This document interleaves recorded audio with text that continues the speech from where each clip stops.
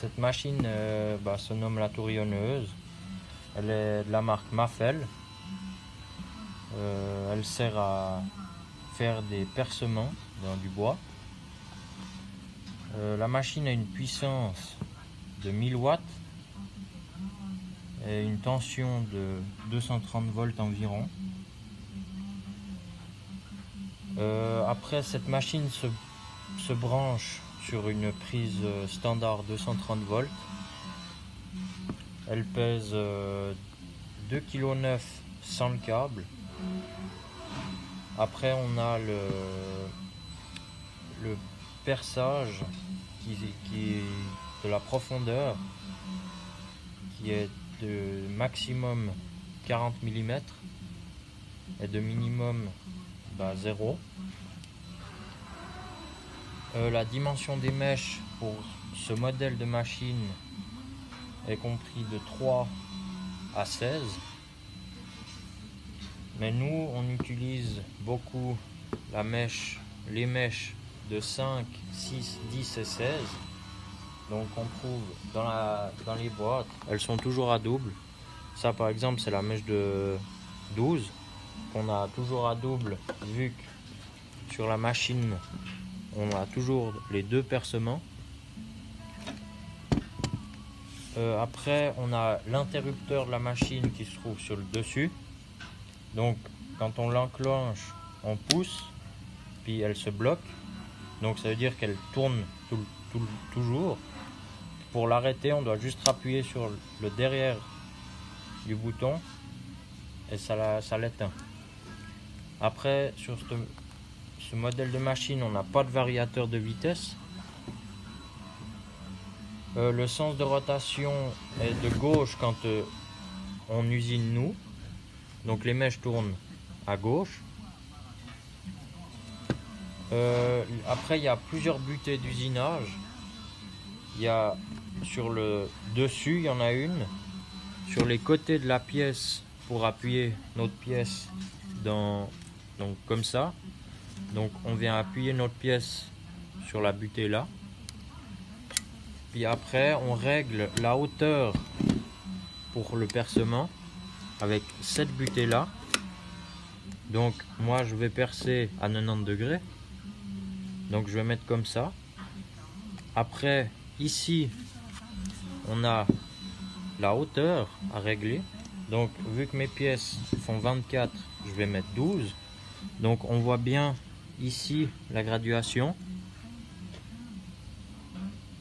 Donc là, on va monter à 12, qui est le centre de notre pièce.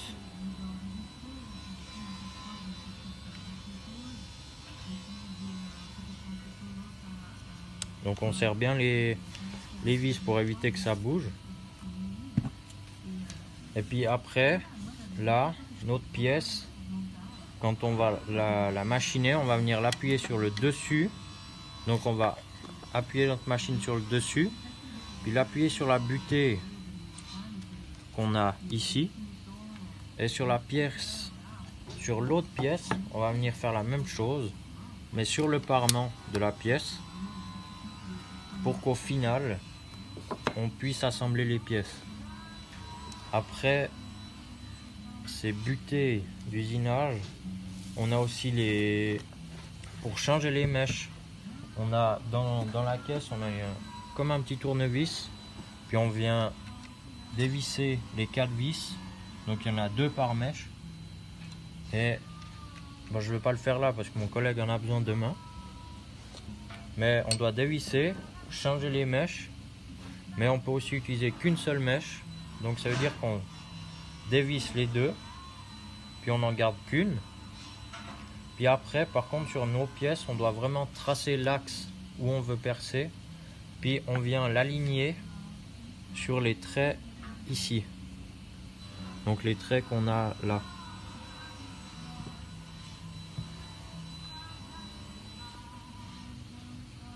Donc ça c'est le tournevis. Après,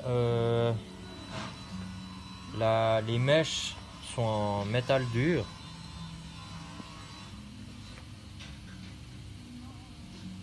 Après les protections à avoir, bah, c'est les pamires. Donc les pamires qu'on nous fournit à l'atelier. Et puis après aussi, pour les protections, c'est serrer sa pièce soit dans l'étau de l'établi, soit avec des serre-joints. Et puis après aussi, sur cette machine, on a la cape d'aspiration qui se trouve en dessous. Donc pour aspirer le copeau.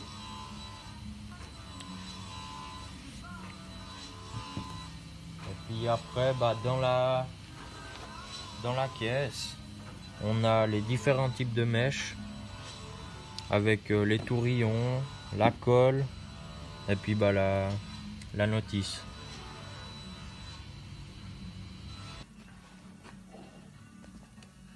C'est bon. Donc là, j'ai serré ma pièce. Maintenant, je vais régler la profondeur du percement. Donc j'appuie les deux pointes de ma mèche sur mon morceau de bois. Je règle à 0 la butée rouge. Après, je vais venir régler ma butée à 31 vu que je vais mettre des tourillons de 60 pour laisser un jeu pour la colle. Ensuite, je vais venir appuyer ma pièce sur ma butée là et sur le dessus de ma butée.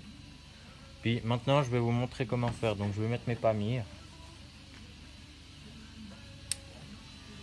Bien appuyer sur la butée là, puis bien mettre sa main devant, pas ici, pour éviter de s'abîmer les mains.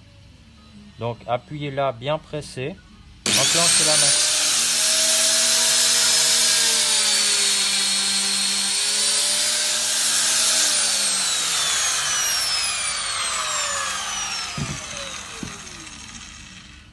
Donc là, ça fait le percement.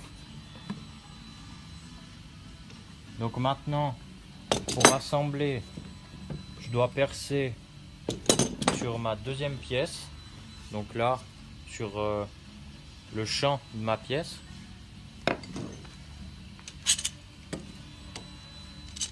Donc toujours serrer sa pièce. Hein.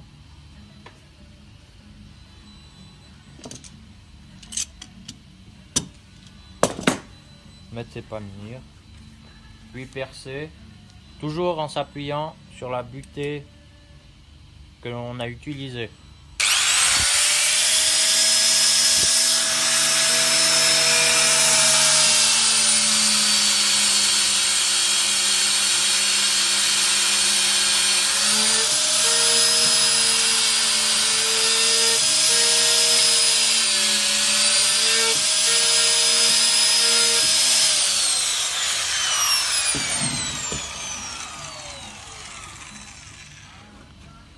Donc là, ça fait les percements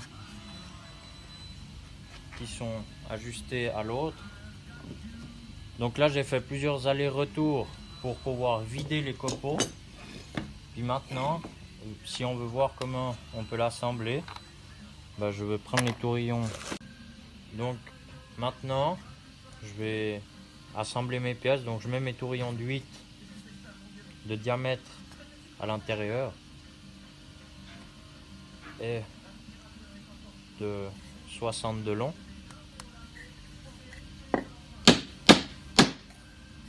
Puis là, après, je vais venir assembler, mettre ma deuxième pièce. Puis là, ça fait, bah, ça nous assemble notre pièce exactement à fleur. Puis voilà à quoi sert la tourillonneuse portative.